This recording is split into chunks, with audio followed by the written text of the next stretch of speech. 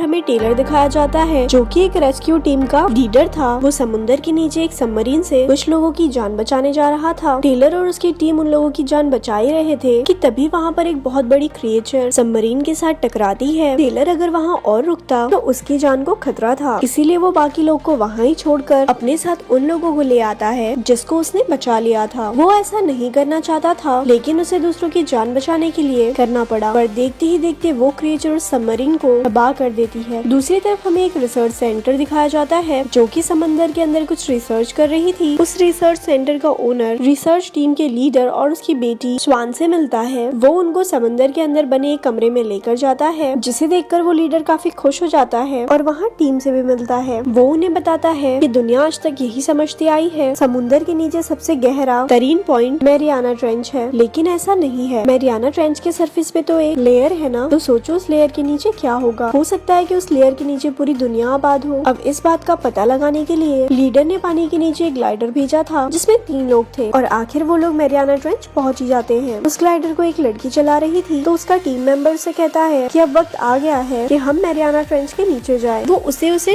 Cross करने का कहता है और वो आहिस्ता आहिस्ता से ग्लाइडर मैरियाना ट्रेंच के नीचे ले जाती है। जैसे ही वो उसकी लेयर को क्रॉस करती है तो ये देखकर हैरान रह जाती है कि उसके नीचे वाकई एक दुनिया थी। वहाँ पर बहुत ज्यादा मछलियाँ और अजीबोगरीब क्रिएचर्स थे। वो काफी हैरान होते हैं, लेकिन साथ ही साथ खुश भी, क्योंकि वो पहले लोग थे जिन्होंने मैरियाना ट्रेंच से भी ज्यादा गहरी जगह ढूंढ ली थी। अब उसी दौरान एक अजीब सी चीज उनके ग्लाइडर के साथ टकराती है, तो वो लड़की रिसर्च सेंटर कांटेक्ट करने की कोशिश करती है, लेकिन कनेक्शन भी चला जाता है। अब वहाँ का ओनर कहता है उन्हें हमारी मदद चाहिए और उनको बचाने के लिए हमें किसी न किसी को तो समुद्र के नीचे भेजना ही पड़ेगा। वो कहता है कि आज तक हमारी टीम में से सिर्फ टेरर ही वहाँ तक जा सका है, तो वो उसे बुलाने का कहता है, लेकिन उनमें से एक टीम मेंबर कहता है नहीं, हम टेरर पर ट्रस्ट कैसे करें। लास्ट टाइम भी उसने सबमरीन में से कुछ लोगों को मरते हुए छोड़ दिया था। लेकिन तभी उसका टीम लीडर बोलता है हमारी मदद टेलर के अलावा और कौन कर भी सकता है, तो हमें उसे बुलाना पड़ेगा। अब हम देखते हैं कि टेलर को जॉब से निकाल दिया गया था, तो वो इस वक्त थाईलैंड में रह रहा था। अब रिसर्च सेंटर का ओनर और लीडर उसे लेने के लिए थाईलैंड जाते हैं और कहते हैं कि हमें तुम्हारे रिसर्च सेंटर में जरूरत है, लेकिन टेलर मना कर देता है। वो उसे कहते हैं कि तुम इंसानियत के खातिर ही आ जाओ। तो दूसरी तरफ हम देखते हैं कि उस लीडर की बेटी स्वान को टेलर पर बिल्कुल भी ट्रस्ट नहीं था, तो वो खुद ही अपनी सबमरीन लेती है और वहाँ से चली जाती है। अब वो लीडर और ओनर टेलर को लेकर वापस रिसर्च सेंटर आते हैं, तो लीडर को पता चलता है मेरी बेटी अकेले ही सबमरीन में चल पड़ी है और फिर टेलर को एक बहुत ही अच्छी सबमरीन दी जाती है। वो जब उस सबमरीन में जाता है तो वहाँ पर स्वान की बेटी होती है। वो उससे कहती है कि प्लीज मेरी मॉम को अच्छे से वापस ले आना, तो टेलर उसे प्रॉमिस करता है और उसे बाहर छोड़ देता है और फिर इसके बाद वो समंदर में निकल पड़ता है। वहाँ पर स्वान उन 3 लोगों के पास पहुँच चुकी थी कि तभी एक अजीब सी क्रिएचर उसकी सबमरीन को टक्कर मारती है और वो बहुत खौफनाक ऑक्टोपस था। वो पूरी तरह से सबमरीन पर चिपक गया था, लेकिन स्वान देखती है कि उसने अब सबमरीन को छोड़ दिया है। इनफैक्ट उस पर एक शार्क ने उस ऑक्टोपस पर अटैक कर दिया था और वो शार्क बहुत ज्यादा बड़ी थी। तभी वहाँ पर टेलर भी आ जाता है और वो स्वान से कहता है तुम अपना ग्लाइडर या सबमरीन लेकर यहाँ से चली जाओ, क्योंकि अब ये डैमेज हो चुका है। और फिर टेलर अपनी सबमरीन लेकर अपने X5 और उसके टीम मेंबर्स को बचा लेता है। तभी वहाँ पर वो बड़ी सी शार्क आती है जिसका नाम मैक था और उसी के नाम पर ये मूवी भी बनी है, लेकिन उनका एक टीम मेंबर सबमरीन में आने से इनकार कर देता है कि मैं बच तो नहीं सकूंगा और तुम लोग भी मारे जाओगे, और वो खुद को ग्लाइडर में बंद कर लेता है कि तभी वो मैक शार्क उसकी तरफ बढ़ती है और उसे मार डालती है। अब सब लोग काफी अपसेट थे क्योंकि वो उसे बचा नहीं पाए थे। और फिर हम देखते हैं कि वो सेफली रिसर्च सेंटर तक पहुंच गए हैं। यहाँ पर ये लोग मैक के ऊपर रिसर्च करते हैं, तो इन्हें पता चलता है कि ये काफी लाख साल पहले मारी जा चुकी है, लेकिन इनमें से कुछ मैरियाना ट्रेंच के नीचे रहती है। ये इतनी बड़ी है कि एक साथ 3 शार्क्स को खा सकती है। अब ये लोग सोच रहे थे कि इस पर रिसर्च करना भी बहुत मुश्किल है क्योंकि ये बहुत खतरनाक है। फिर हम देखते हैं कि स्वान की बेटी नीचे एक कमरे में जाती है जहाँ से समंदर साफ नजर आ रहा था। वो वहाँ पर खड़ी होती है कि अचानक से मैक शार्क वहाँ आ जाती है और उस पर अटैक करने की कोशिश करती है। वो अपने दांत वहाँ पर लगे हुए बुलेट प्रूफ शीशे में दे मारती है। वो शीशा तो नहीं टूटता, लेकिन उस पर उसके दांत के निशान लग जाते हैं। सब लोग उस बच्ची की चीख सुनकर नीचे आते हैं और तभी वहाँ पर एक छोटी शार्क भी आती है। तो सब समझते हैं कि ये छोटी शार्क को देखकर बच्ची डर गई है, लेकिन तभी वो मैक शार्क भी आती है और उस छोटी शार्क को बहुत बुरी तरह से खा लेती है। अब क्योंकि मैरियाना ट्रेंच की लेयर खुल चुकी थी, तो ये नीचे से ऊपर आ चुकी थी और अब डर था कि ये इन लोगों पर अटैक कर सकती थी। फिर इन सबको न्यूज मिलती है कि यहाँ से कुछ मील दूर कुछ पोर्ट्स पर अटैक हुआ है। ये सब लोग वहाँ पर जाके देखते हैं तो मैग ने 1 नहीं बल्कि 3-3 बोट्स पर अटैक किया होता है। रिसर्च सेंटर का लीडर कहता है कि हमें जल्द ही कुछ करना होगा वरना ये हमें भी मार देगी। अब वो लोग डिस्कस करते हैं कि हम मैक को बेहोश करके उसे एक केज में बंद कर दें, लेकिन टेलर कहता है कि वो इतनी ज्यादा बड़ी है कि किसी के काबू में नहीं आएगी, तो क्यों ना हम उस पर ट्रैकर लगा दें। तो सब लोग कहते हैं कि इस चीज के लिए हमें उसके करीब जाना होगा। कौन जाएगा उसके करीब? और टेलर इस चीज के लिए तैयार हो जाता है। तभी उसे एक गन दी जाती है जिससे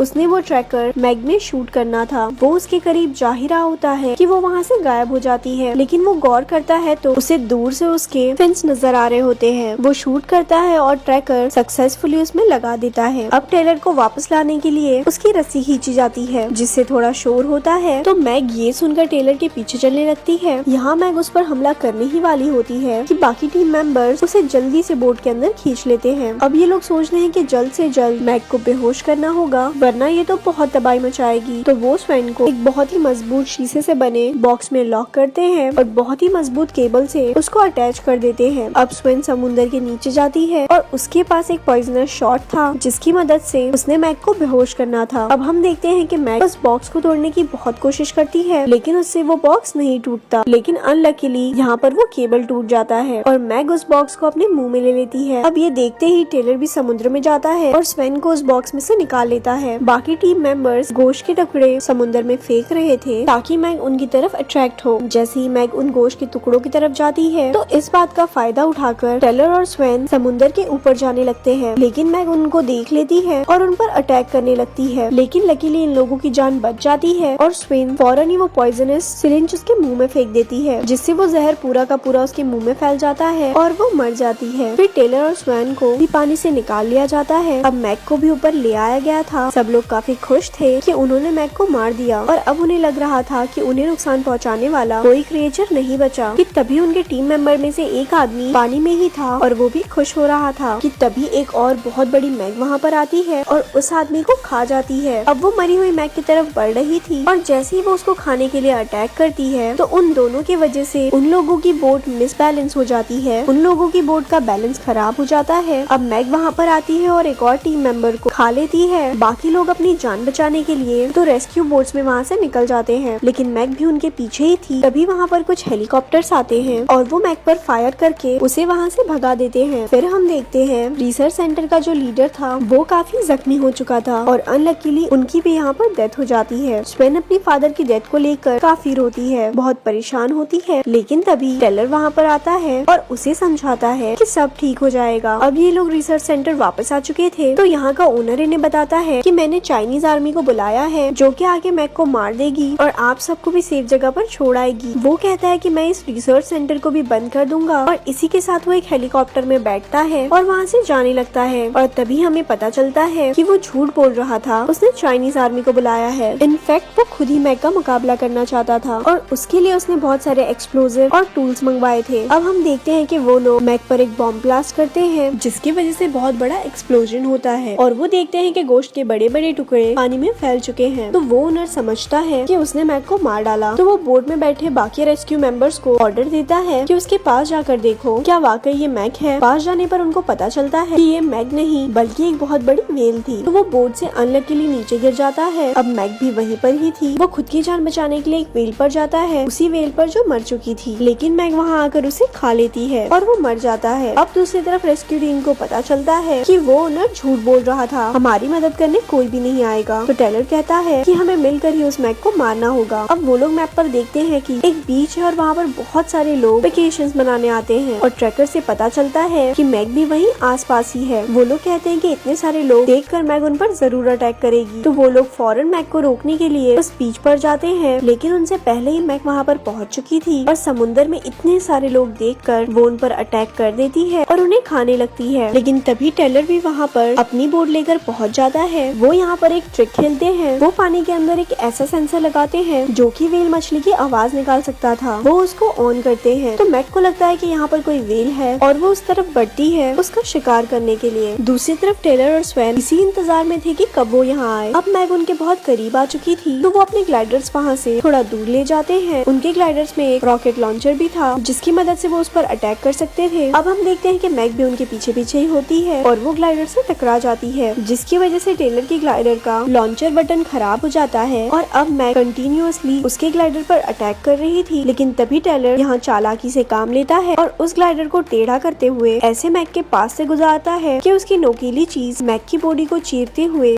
वहाँ से गुजर जाती है। अब मैक शार्क का जिस्म काफी ज्यादा जख्मी हो चुका था और उसका काफी खून भी निकल रहा था, लेकिन वो अभी भी जिंदा थी और फिर से ग्लाइडर के पीछे आ जाती है और उस पर बार बार अटैक करके उसे डैमेज करने लगती है। अब टेलर ग्लाइडर से बाहर आ जाता है, लेकिन मैक उस पर अटैक करने आ रही थी। तभी टेलर फॉरेंसिक ग्लाइडर से वो नोकीली चीज निकालता है और मैक की आंख में दे मारता है, जिससे उसकी आंख साया हो जाती है। यहाँ पर मैक तड़पने लगती है और उसकी बॉडी से इतना सारा खून निकलने की वजह से बहुत सारी शार्क उससे अट्रैक्ट होती है और वहाँ पर आके उसे खाने लगती है और फाइनली इतनी सारी शार्क होने की वजह से वो मैक को खा जाती है और वो मर जाती है। अब स्वेन टेलर को बचा लेती है और वो लोग बाहर आ जाते हैं। स्वेन की बेटी भी उसके साथ थी। यहाँ पर ये तीनों काफी रिलैक्स होते हैं क्योंकि उन्होंने मैक को मार दिया था और इसी के साथ ये मूवी यहीं एंड हो जाती है।